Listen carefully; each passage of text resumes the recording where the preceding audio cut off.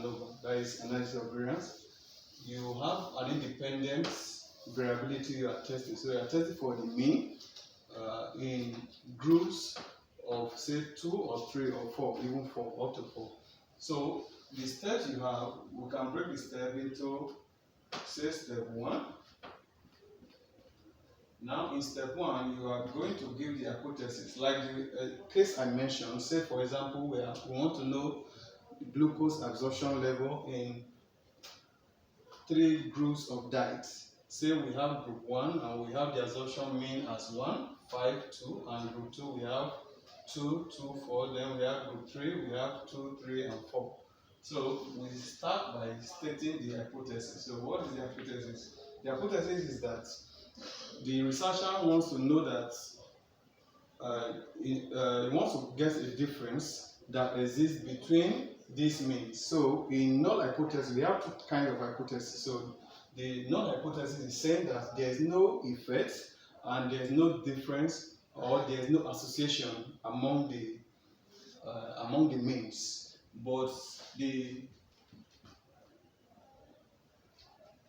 alternate hypothesis is saying that there is at least a difference in the mean between the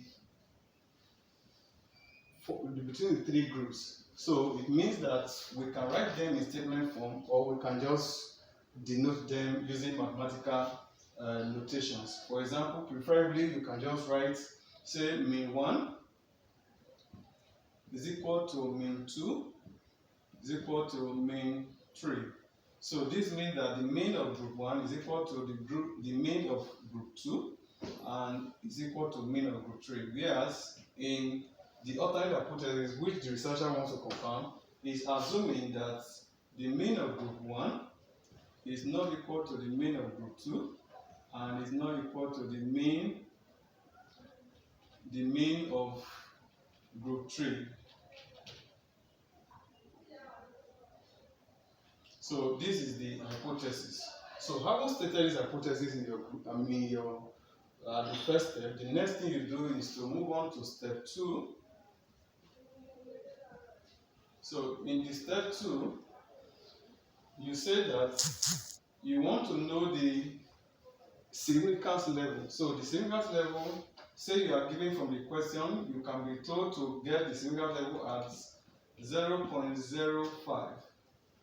So if you are going to use table, then this will be of effect to you. Otherwise, you are going to depend on your computation. So here we have the variance that is given to you, the analysis that is given to us at the significant level of 0.05.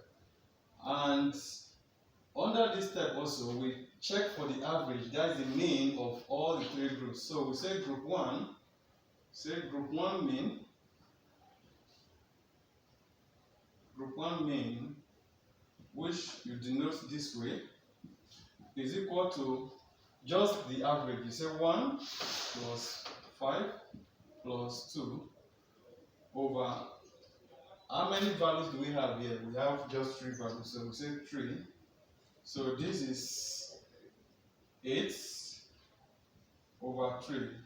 So 8 over 3, if you have a calculation, your calculator rather, you will say 8 divided by 3. 8 divided by 3, which is 2.7 approximately. So we do the same for group 2. Group 2, we say group 2 mean S bar. We say the average again of this is 2 plus 2 plus 4 is equal to, all over 3 is equal to, this is 6, 7, 8. 8 divided by 3 also, so 8 over 3 will also give us 2.7. Now for group 3, say group 3 mean is equal to, what do we have under group 3? So we have 2 plus 3 plus 4 over 3. This is the sum of this is 7, 8, 9. So this is 9 over 3. So 9 over 3 is 3. 0.0. So this is the mean here. Now the next step is to get the overall mean. Now for the overall mean, which is otherwise called the ground mean, overall mean, you denote it with mean, you put double bar here. So this becomes everything, you sum everything together. You say 1 plus 5 plus 2 plus 2 plus 2 plus 4 plus 2 plus 3 plus 4. Now at an advanced level, these variables could be so enormous. We are just using just 3 variables here now as an instance. So you can have enormous variables up to 10, 15. So if you want to do them one after the other, it means you are going to spend hours doing that computation, and in exam condition you will not have that luxury of time. So what you do, an easy way, is just to add the mean of those ones together and divide by 3. So we have 3 groups, so we have gotten the mean of this one, of group 1, to be 2.7. Then the mean of group 2 as 2.7 also. Then the mean of group 3 as 3. So we get the average of this. That will give us our ground mean. Of course, the overall mean is you get it by writing this formula, say G over N, where the G is the overall mean.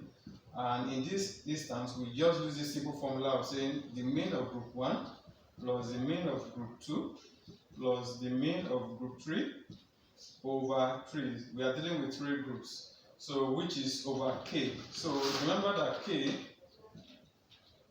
is the number of groups. So here we say S1, the mean of S1 is 2.7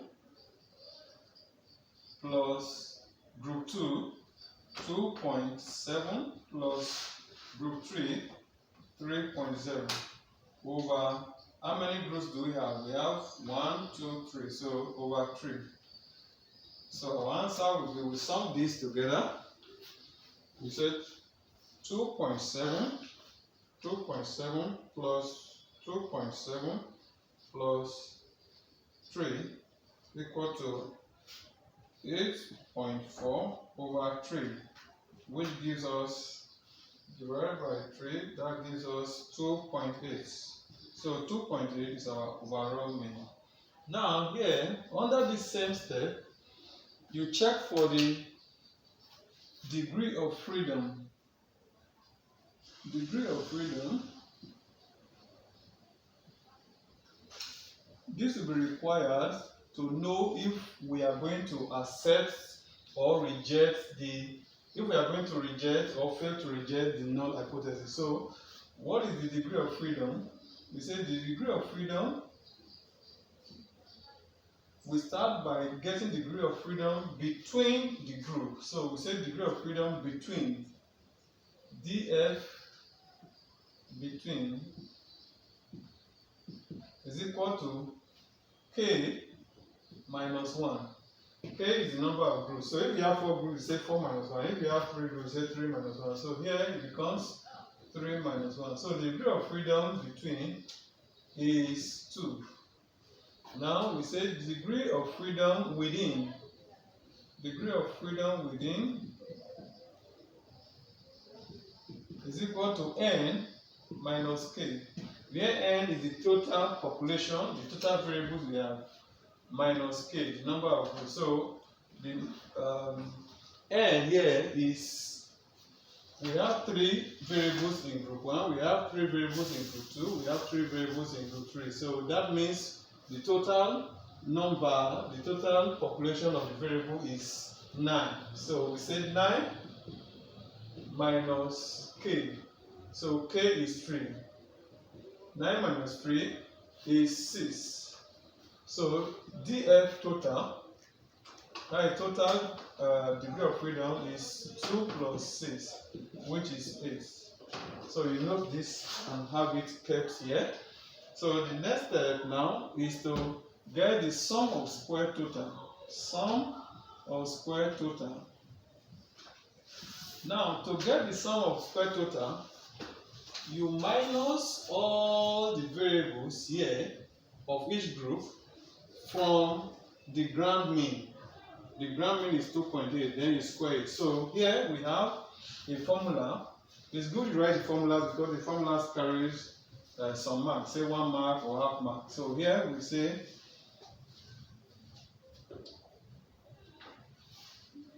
SI minus S bar squared.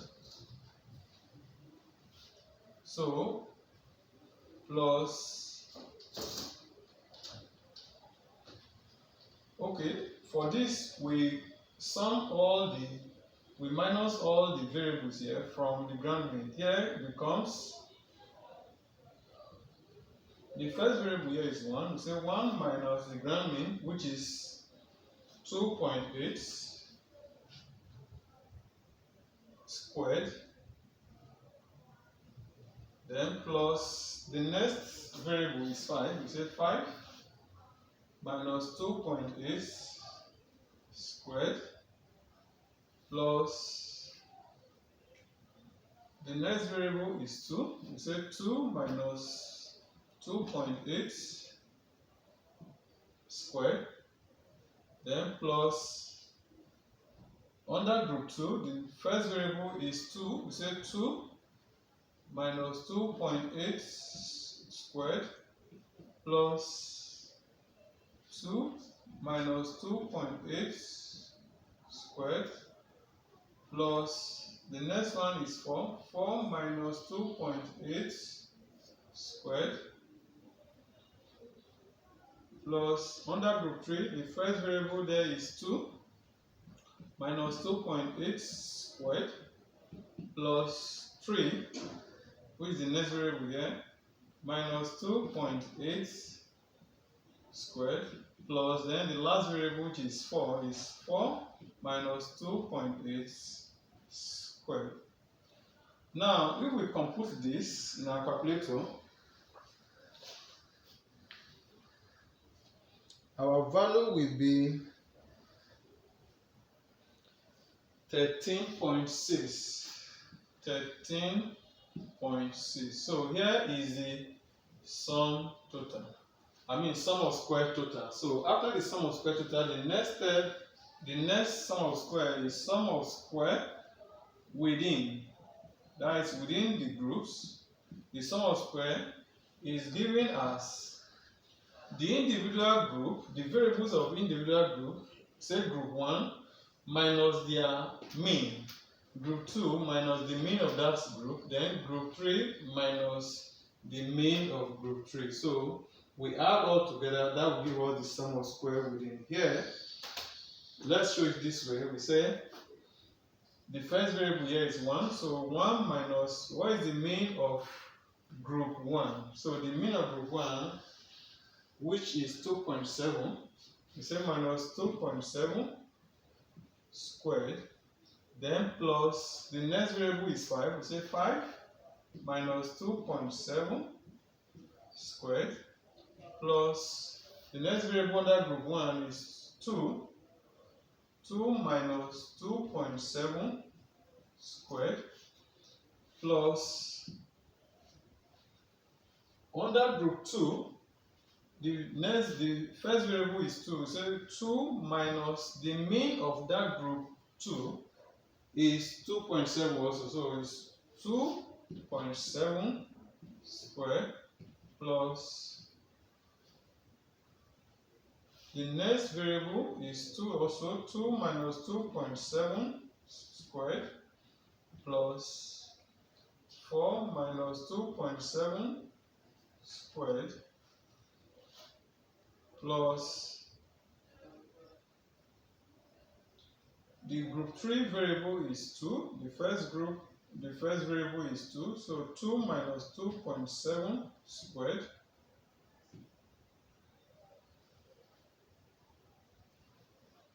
this group 3 has a different mean. The mean is 3, so we are going to separate it from 3. So 2 minus 3 squared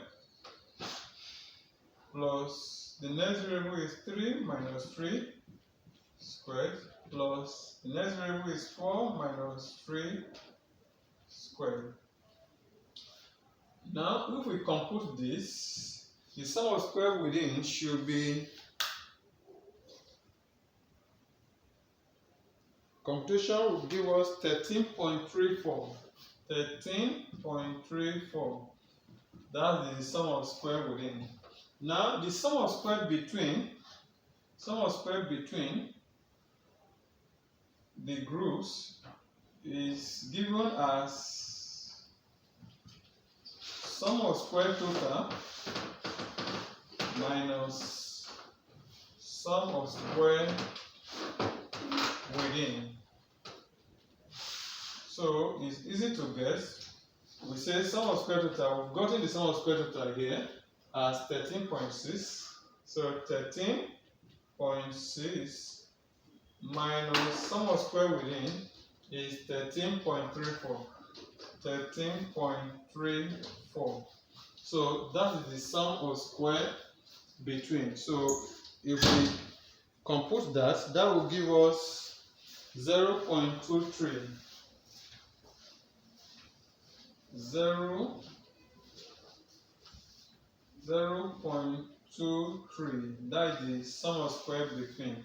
Now, the next step, step 3,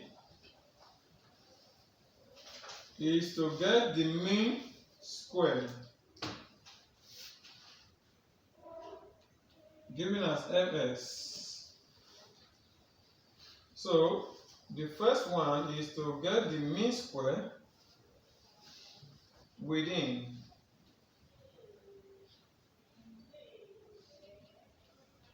So the mean square within is given as the mean of the sum of square within, which is 13.34,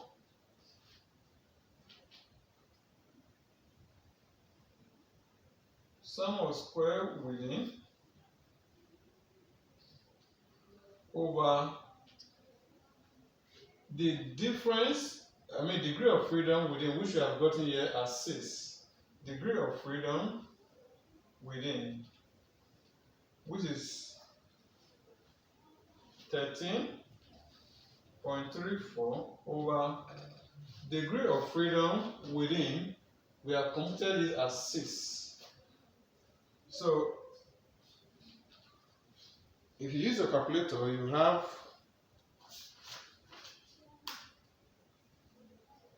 2.22. 2.22. Now we now compute the same for the mean square between. Mean square, that is MS between. So we do the same thing. We say the sum of square between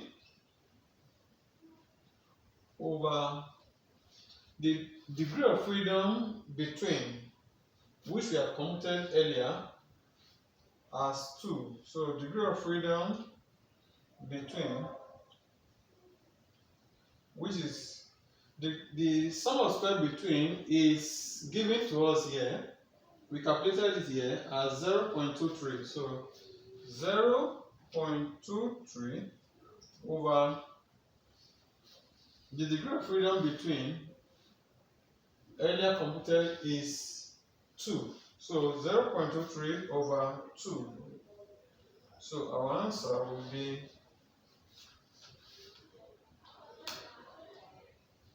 use the calculator, that will give us 0.12. 0.12. Now we're almost done with this. So the last step now, step 4.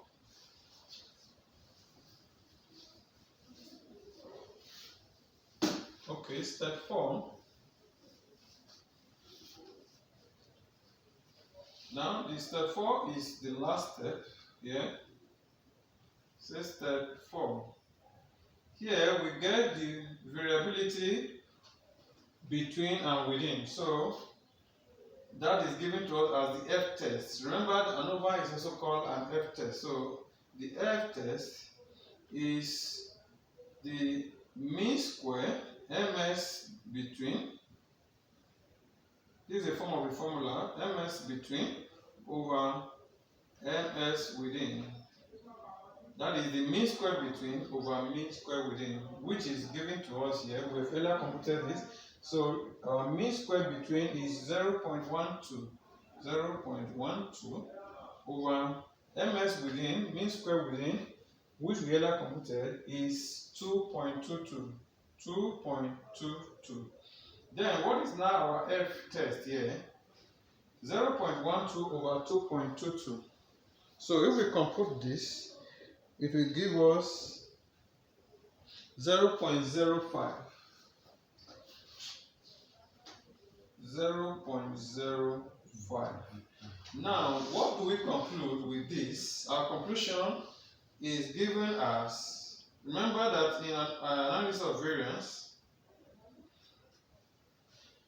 once you have an f that is greater than 1, then you reject h naught. If it's less, if f is less than 1 or equal to 1, then you fail to reject h naught. So from our answer, 0.05 is less than 1, which means we fail to reject h naught. So that is what we conclude with this test. So in the examination, you'll be asked to make a conclusion. So in the conclusion, if the answer you've gotten from here, from the F test, is less than this, is less than 1, you simply conclude that you fail to reject h naught. That is to say, the assumption that mean of group 1 is equal to mean of group 2 is different from, is the same thing as mean of group 3 is okay in that form, because if eventually you approximate these values, you are going to get 3. So it means the conclusion is we fail to reject h naught. So thank you. Subscribe to our channel, like and share this video, and you can drop your comment if there are any concerns. Thank you.